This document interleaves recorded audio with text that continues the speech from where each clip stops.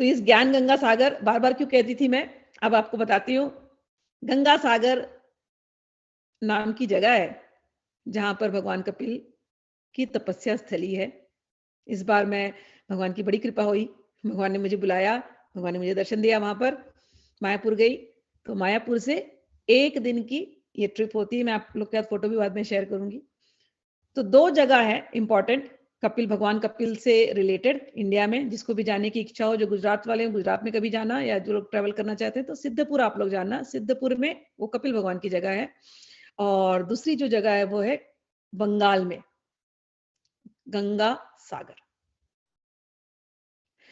तो गंगा जी चलती हैं उत्तराखंड से, गंगोत्री से ऊपर, घूमते घूमते आती हैं प्रयाग, बनारस, घूमते घूमते आती हैं गंगा सागर बंगाल में। तो ये गंगा जी की 3 मेन पॉइंट है, गंगोत्री,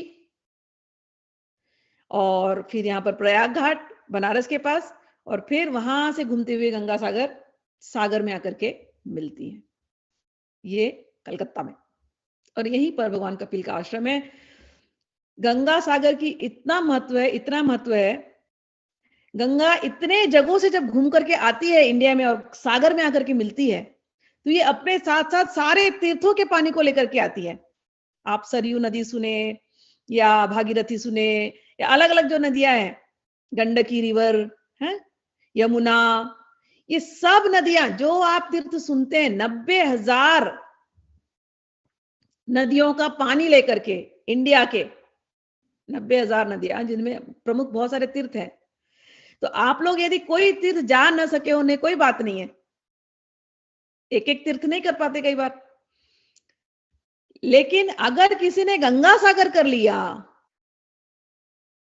तो उसके सब तीर्थ हो गए, क्योंकि गंगा वहां से चलती हुई सबको लेती हुई आती है, फिर जाकर के यहां गंगा सागर में मिलती है। तो सब तीर्थ बार बार, गंगा सागर एक बार। किसी ने गंगा सागर कर लिया तो उसको सारे 90,000 नदियों के तीर्थों का उसको आशीर्वाद मिल गया। इस जगह पे पितरों का तर्पण भी होता है। यहां पर भगवान कपिल की तपस्या स्थली है। माघ में जब हमारा मकर संक्रांति होता है तो वहां पर बड़ा फेस्टिवल होता है गंगा सागर में, कुंभ मेले में। और मैं गई थी, बहुत ही सुंदर, वेरी वेरी ब्यूटीफुल प्लेस।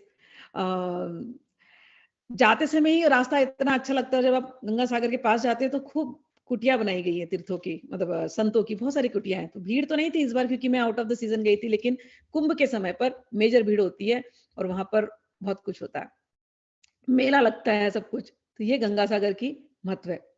तो जैसे गंगा सागर, मैंने आपसे कहा कि सारे तीर्थों का फल गंगा सागर में, ऐसे ही यदि आपने कोई स्क्रिप्चर पढ़ा नहीं, कोई वेद पुराण पढ़ा नहीं, कोई उपाख्यान आपको पता नहीं, कोई उपनिषद आपको पता नहीं, लेकिन आपने यदि कपिल उपाख्यान पढ़ लिया तो आपने सब पढ़ लिया। जैसे मैं आपसे कहती हूँ ना, गीता पढ़ ली तो आपने सब पढ़ लिया।